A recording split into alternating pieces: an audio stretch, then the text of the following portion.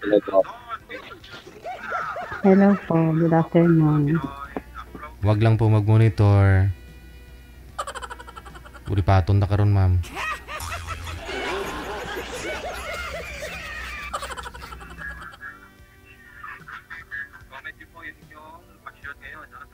Saan po kayo, ma'am? Nandito po ako ngayon sa court, sir. Matagal na po kayo dyan. 15 years na po. Matagal na po. May asawa po kayo. Hiwalay po. Wala, sobrang ingay. Wag po kayo mag-monitor. Kung may cellphone po kayo pinapanood dyan. Itapon niyo po muna. Akin na po muna yung cellphone mong isa, ma'am. Ang dami mo kasing cellphone. Yan anak niyo, ma'am. Yan po anak niyo. Sa ngayon po, 5 po ang anak ko pero malalaki na sila. Yung 3 may asawa na. Bali yung 2 na lang po na bunso. Ilan taon na po kayo? 38 po. Ma'am? Ilan, ma'am? 38. 38 po kayo? Apo. Tapos yung anak niyo po may mga asawa na? Oo. Yung panganay ko is 27. Oh, 27. 38 kayo, so 11 years old. Nagkaanak na kayo? Nagkaapo na. Hindi 40. Ano ba yan? 38 po. 48 po ako ngayon. 48. Yung panganay ko 27. Akala ko 38. 48. 48 kayo, ma'am. 48. Apo. Akala ko po 38. 48. Oo nga, 38 una yung sinabi. Oo. Sorry. Mali. po. Rewind. 48 po, 48. Dapat pagkasali po dito, dapat maganda yung scripted. Oo. 48 tapos 27 yung panganay ko. Ito na po. Isang- 21.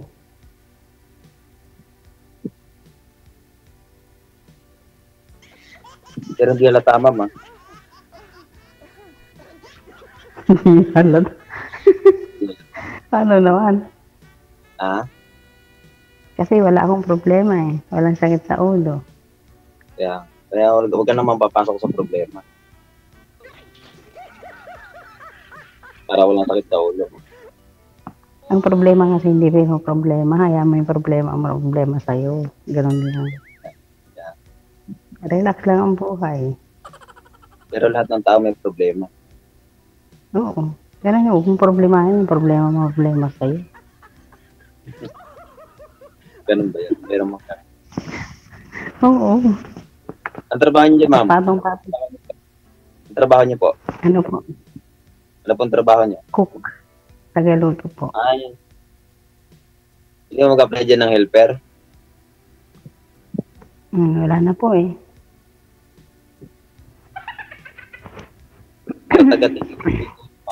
Taga-taking ng luto niyo. Kukuha ko lang kasi yung pinsan ko. Siya yung taga-tikim. Pwede ganun talaga, pwede. Yung ikaw yung magsasabi na Kwa8 ba yung Kwa8 ba? Opo. Great. Marami ka na yan. Marami ka ng ipon kasi 15 years ka na dyan eh. Resibo po ang ipon ko. Marami akong ipon pero resibo. At least, natulungan mo yung mga anak mo. Kasi yung mga anak ko, naka-full support ako sa kanila since na naghiwalay kami ng ang ex ko. Bakit kayo naghiwalay, ma'am? Wala, naginap siya ng iba. Pero kontento. Yun lang. Malayo kasi ka, ma'am eh. Kahit malapit ako. Kahit malapit ako, naghahanap pa rin siya. Kaya lumayo na ako. Mas maganda na yung may reason siyang maghanap ng iba. At least nasa malayo ako. Kaysa nasa malapit naman, naghahanap pa rin ng iba. hindi makontento, Lalong gumawa masakit. ka ng paraan. Ganun talaga. Hindi makontento sa Oo. isang. Kaya always single na lang, ma'am. Oo, mas maganda. Kasi walang sakit sa ulo. Bakit sumali kayo, ma'am, dito? Gusto ko rin din magkaroon ng katuwang sa buhay. Kung sakasakali meron. Darating din yan. Ako, ganyan din ako. Darating yan. Hindi, kahit sabihin natin may mga anak tayo, hindi rin natin Oo, masasabi hindi kung magiging asawa nila, kung okay na siya. Kapiling mo sila pagtanda. Kasi hindi naman habang panahon, yung mga anak mo nasa iyo, mag-aasawa din yan, papamilya din yan. Ang makakasama mo lang pagtanda mo, yung partner mo. Oo, tama.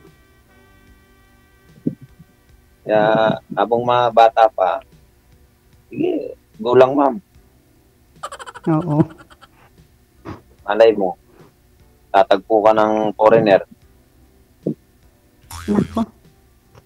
Malabo. Ano na mo? Apam ba ang tawag doon? Apam? Oo. Apampanga. Maraming scam sa ganyan. Ha? Maraming scam sa ganyan. Ano bang hinahanap mo sa ano? Sa lalaki? Hindi ko pinangarap Ang ng hinahanap apam. niyo sa lalaki, ma'am? Ang hinahanap niyo sa lalaki? Yung mabait. Yung makontento sa isa. Pagmahal sa Higit sa konti. lahat, may takot sa Diyos, yun lang. Lagi na yan. Siyempre. Kasi kung may pas ka na hindi maganda, siyempre hanapin mo na yung kahit walang itsura, kahit walang kayamanan, ang mahalaga, yung tapat, may takot sa Diyos, at higit sa lahat tanggap yung mga anak ko. Yun lang. Yan dapat. Hindi ko naman inaasa sa akin kasi hindi ko inaasa yung bubuhayin yung mga anak ko. Kasi sa akin, ano na ako eh. Kumbaga, kahit nandiyan yung partner ko dati, yung ex ko, hindi ako maasa sa pinagpaguran niya. Nakadepende pa rin ako sa sarili ko. Na hindi, kahit na may asawa ako, hindi ko siya yung iniubliga na ibigay yung kita niya, hindi. Hindi ako ganun. Kasi sa akin, madiskarte Ba't po ako. pala naghiwalay kayo, ma'am, ng asawa niyo? Kasi Jay, nag-ano siya ng iba. Kahit nandyan pa ako sa Pinas dati, Magkasama pa kayo? maliliit pa yung mga anak ko. Opo, naghahanap na siya. Since nag-abroad ako, nakatatlo na siyang babae. Yung ano niya ngayon, yung kabit niya ngayon. Oo. Yung kabit niya ngayon. Mahilig, oo. Dapat kasi pinaglakan niya. Kahit ikulong mo pa yan, sir, kung talagang maghahanap at makakawala pa rin yan. Sabi nga nila, ang kalabaw, kahit igapos mo pa yan, magwawala pa rin yan. Kakawala pa rin yan sa kanya. Alam mo yun sa aso? Yung sa bunganga ng aso? Dapat yung nilagay niyo. Hindi, nung ginawa niya nung una, ma'am, tinanong niyo na po, ba't niya nagawa yung ganon? Ba't naman yung pagkukulang mo? Tinanong mo siya, siyempre, anong sagot? Wala din siya may sagot eh. Ano siya, malihim siya. Oo. Malihim siya. Baka ayaw niya lang sabihin na baka may ayaw niya kahit na nakuhuli ko na siya, DJ. Sabi niya, kaibigan lang daw niya. So, hanggang tiniis ko hanggang nagkaroon kami ng 5 anak. Sabi ko, siguro bibigyan ko pa siya ng pagkakataon na magbago siya. Yung, kumbaga, ayokong masira yung family namin kasi danas na po niya yung broken family. Nagtiis ako hanggang napalaki ko yung mga anak ko. Ganun at ganun pa rin ang ginagawa niya. So, nung pagkapanganak ko dun sa bunso ko, 6 months, nag-apply na ako dito sa college. Hanggang ngayon, hindi nandito pa ako mag 17 years old na yung bunso ko. Hindi ka nakapunta sa Pilipinas? Dati sir, every 5 years akong, two times akong every 5 years na umuwi kasi nga, nagpa-college na ako, nag-aaral ng mga anak ko. Bali, naka-full support ako sa mga anak ko. Doon na lang ako nag-focus sa mga anak ko, yung pagpapaaral ko. Awa ng Diyos, nakatapos naman na yung panganay ko. Nag-graduate na siya ng college. Nung kasal niya, hindi ako nakauwi kasi. Nung iniwan po pala ninyo yung anak mo, 6 months pa lang, ma'am, hindi pa kayo hiwalay that time. Siya pa yung nag-alaga ng bata. Bali, DJ, kinuha niya yung anak ko doon sa mga kapatid ko, sa nanay ko. After ng 4 months, siyempre po, bago pa lang ako dito, wala pa akong mobile. Gawa ng, nag-ano pa lang ako ng trabaho dito. Bali, 3 times ako nagbalik ng agency. So, 6 months, wala akong contact. After 1 year, doon lang ako nagkaroon ng contact sa kanila. Yun parang naano ko na meron na siyang iba.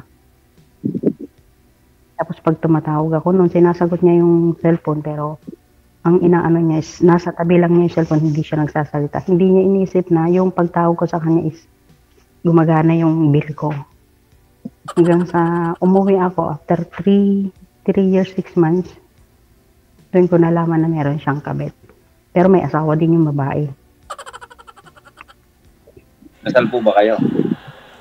Opo, kasal kami.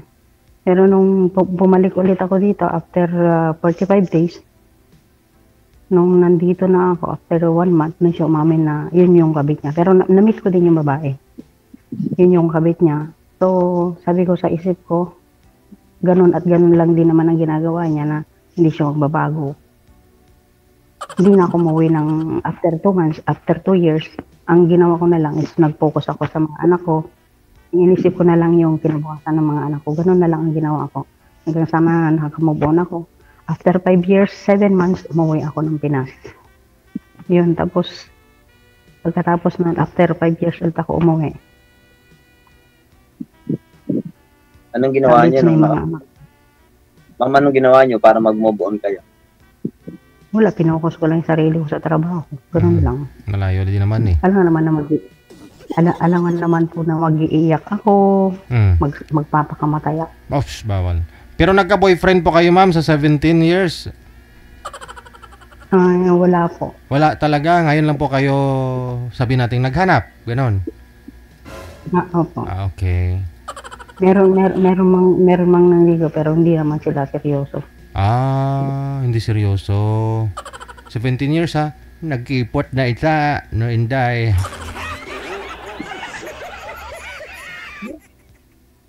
Nagkipot na ma'am.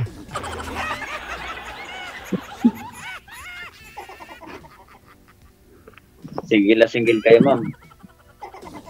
Opo. Single na single. Oh. Pero po may asawa po kayo dati? Baka hindi ka pa ready si ma'am magmahal, mag-asawa ulit.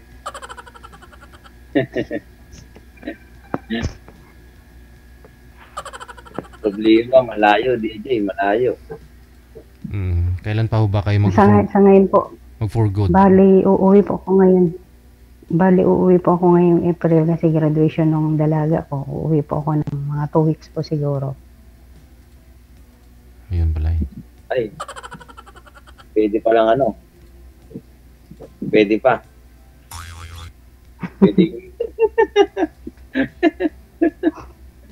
Pwede magkita. Tapos after 1 year ulit, by April or May, uuwi ulit ako kasi gagraduate na naman yung pangatlo ko at saka yung bunso ko. Siguro mga ulit ako, after 10 years, uuwi ulit ako dyan sa Pilipinas para mag-graduate ulit. Tapos babalik ulit ako dito. Ginawa nyo lang, Bakasyunan, Pilipinas. Opo, kasi ang hirap po ng buhay, lalo na pag single mom ka, mahirap po ang buhay. Tapos nakaasa pa yung mga anak ko. Mahirap po kasi. Kahit gusto ko magpurgod na. Pero kailangan ko pang pagtapusin ng college yung mga anak ko para pag sila na yung may trabaho, ako na rin magpapahinga. Yun po yung plano.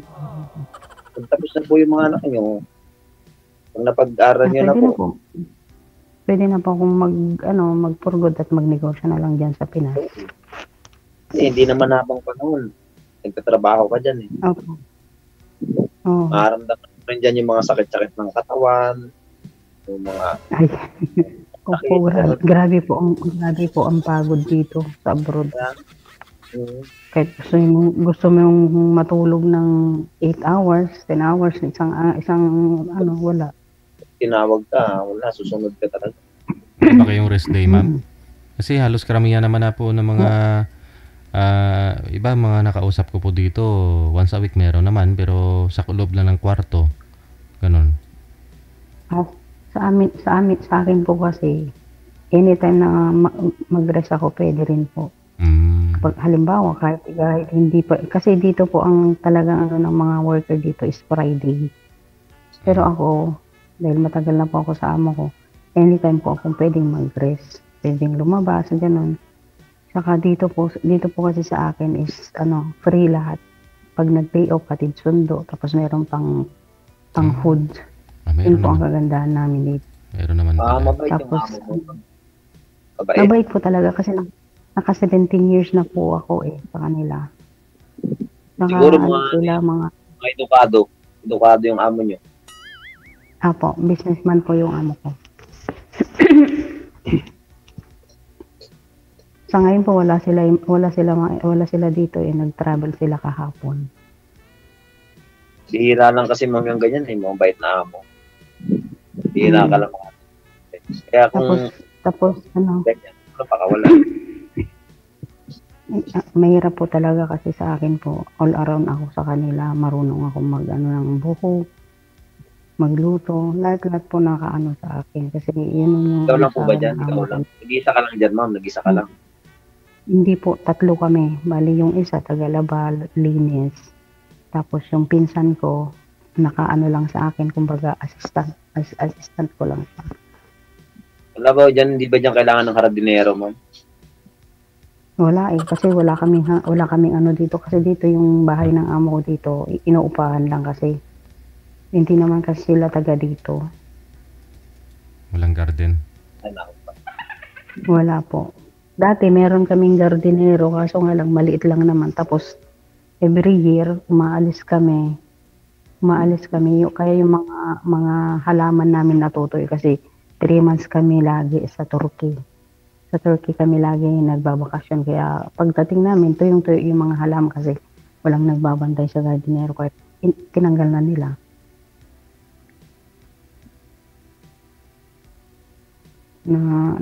Kasi nasisira kasi yung mga halaman namin. Kaya nung nadadry, napabayaan. Hindi na sila nagkuha. Dahil sobrang init siguro dyan, no? Opo, kaya kami kasi minsan dito kasi sobrang init, ang daming nasusunog. May iba ako, ma'am, wala mo naliligaw sa'yo? Mula nung magkahiwalay kayo ng asawa nyo? May kausap lang ako. May? Chat? Kausap. Chat ganun. Pero nanliligaw, ma'am? Hindi rin. Kachat, ma'am, nanliligaw sa sayo sa tawag? Ako, DJ. Pero wala, hindi ko sila malabo. Wala sa kanila yung hanap mo? Kasi DJ kasi sila mga may bisyo. Kala inom ng alak. Ayun lang. Ay ako, ma'am, sakali ako, ma'am. May asawa po ba kayo? Wala. Ilang taon na po? 7. 7 years. May anak mo kayo? Tatlo. Tatlo. Ilang taon na po yung mga anak niyo? 16, 13, 10. Mga bata pa. Kasi yung bunso ko, mag-17 na ngayong August eh. Pero tatlong babae, 2 lalaki. Pero yung panganay ko, may anak ng isa, tapos pangalawa, 3. Tapos yung pangatlo ko, may 2 na rin anak. Tapos yung Aga ka nag-asawa. Oo, 21. Pero nung sabi ko, nung iniwan mo pa lang yan mga yan, ma'am, sipunin pa that time, no? Opo, DJ. Mga bata pa sila. Kasi yung panganay ko noon is bagong graduate ng grade 6. Oh. Pero mo yung grade 6, hindi ako naka-attend ng from grade 6 to college. Nag-graduate siya na wala ako. Nagkinasal siya na wala ako. Ang hirap DJ sa isang tulad. Ang hirap. Ang importante, makita mong masaya sila, okay pamumuhay nila ngayon. Opo, DJ. Kasi naka-full support. Kahit may mga asawa na naka-full support pa rin sila sa akin. Doon ko talaga, kumbaga, sa kanila ako nakatutok. Yung asawa niyo, ma'am, umattend sa kasal nila. Oo, bali ang inano ko nung kinasal yung panganay ko is yung nanay ko. Tapos pag-graduate ng mga anak ko, nanay ko. Yung nanay ko ang inutusan kong uuwi ng probinsya para lumakatin. Pero sabi ng nanay ko ngayon, nak, uwi ka rin ngayon sa graduation ng anak mo kasi hindi ko na kaya umakyat ng stage. Di ba tanda na rin yung nanay ko eh. Taga-saan po ba kayo, ma'am? Cagayan Valley po. Ilocana. Wala kayong dito sa Maynila? Meron po kaming nasa Maynila po yung nanay ko sa Montalban po.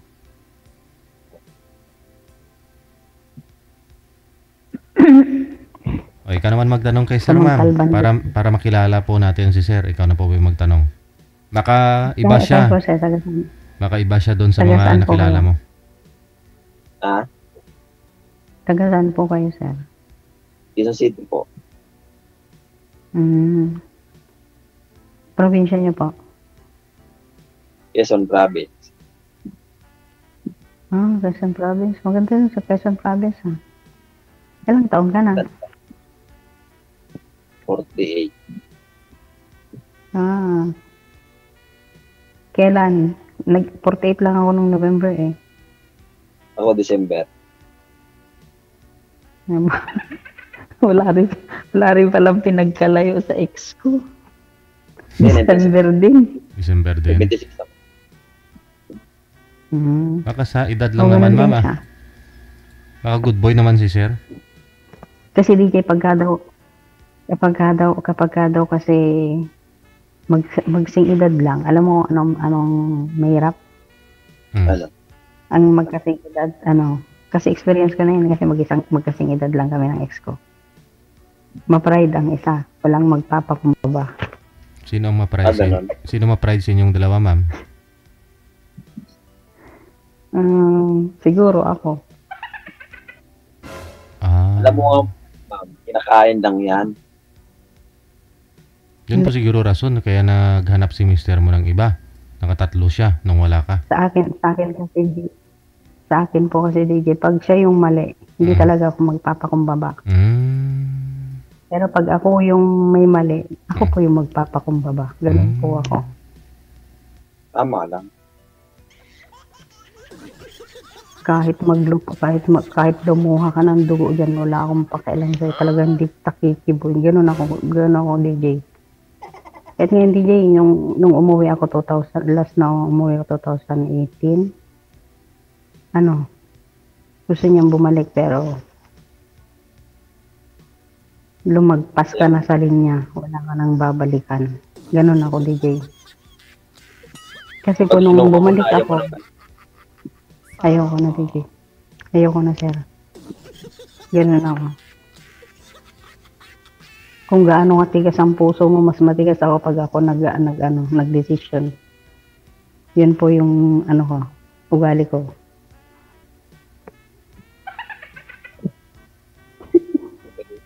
Sinasabi ko na yung totoo.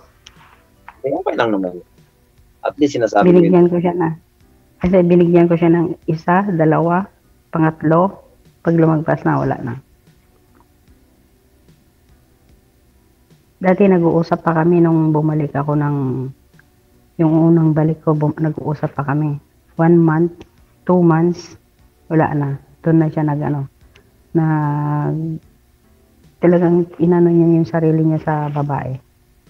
Yung anak ko na pangatlo na nag-aaral, may maibibigay siya sa mga babae niya pero sa mga anak ko wala. Doon nagrebelde yung pangatlo ko, naghinto ng pag-aaral kasi hindi niya binibigyan ng allowance. Pero doon sa babae niya, isang araw, 1,000. Yung allowance ng pangatlo ko wala, hindi man lang ibigay. Bakit ang laki, ma'am? Ano ba ang trabaho ng asawa niyo? Ano po, kasi driver po siya ng jeep, pero sila ng mga gulay, nagtitilipat. Nagkakarga siya ng mga gulay. Palengke, hatid. May sideline. Yun yung niya, trabaho niya dati. Driver siya ng jeep.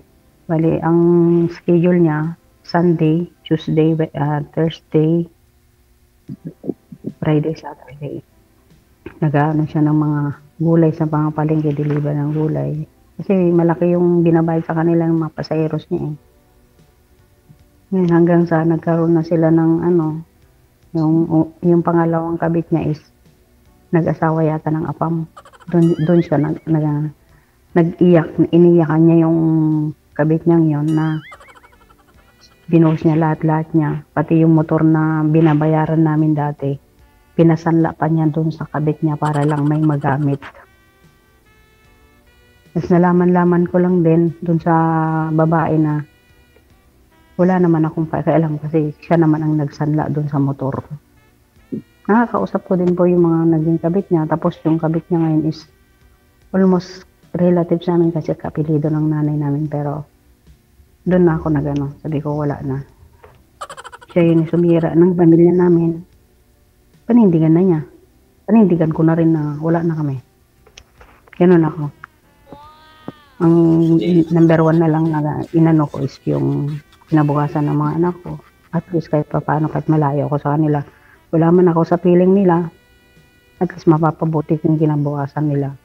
May ayos yung kinabukasan nila. Ma'am, masaya na kayo kasi wala na kayo asawa niya. Masaya ako kasi wala na akong sakit sa ulo eh. Wala na akong problemahin na wala na akong iisipin na asan kaya yung asawa ko ngayon, asan kaya yung ano kaya ginagawa niya. Wala. Masaya ako. Kasi problema ko na lang mga anak ko. Masaya din ako kasi nakakausap ko na yung mga apo ko, yung mga anak ko. Yun lang ang kaligayahan ko ngayon, mga apo ko, mga anak ko. Yun lang. Kung sakali,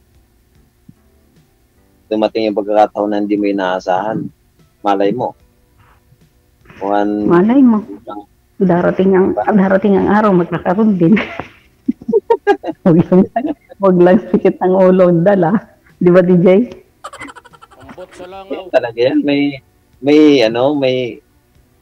away, may relasyon. Hindi naman perfect. Oo. Hindi perfect. Alam mo yung away. Perfectong relasyon. Umisa nakakapagpatibay na yan ng samahan. Hindi naman porket laging masaya. Hindi yan. Always na masaya. Oo. Meron pa din at meron. Saka sa akin kasi is yung nanay niya kasi nung before na umuwi ako 2018. Ang ginawa niya is sinulsulan niya yung anak niya. Na sabi niya, umalis ka na dyan sa bahay niyo. Tignan mo kung kaya niyang buhayin yung mga anak niyo. Yun ang sinabi niya sa anak niya. So yung anak naman niya, naniwala, nakinig sa nanay.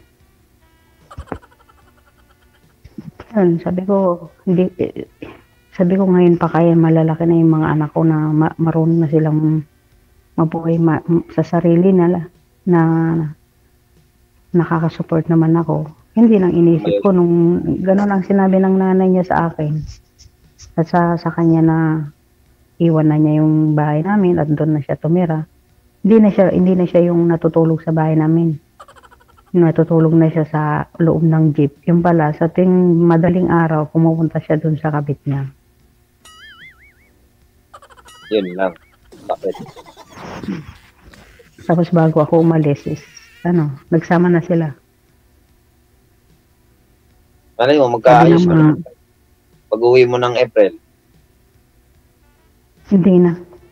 alang-alang sa mga Bakit anak. ka ba? No. Ayaw na rin ng pamilya, ayaw na rin ng pamilya ko. Ayaw na ko talaga.